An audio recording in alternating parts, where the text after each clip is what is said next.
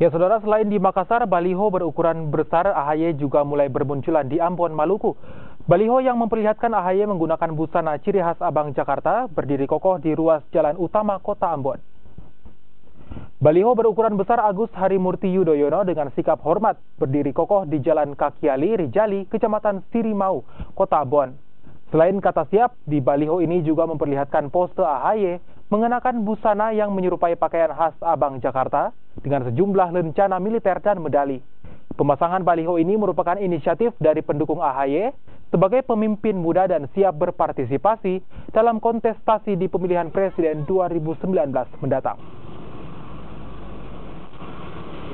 Yang meningkatkan elektabilitas dalam kerangka survei bagi capres dan calon wakil presiden. Saya rasa itu sekaligus bagi pengenalan kepemimpinan partai dengan mengajukan Pak AHY sebagai pimpinan bangsa ke depan, ya pemimpin bangsa yang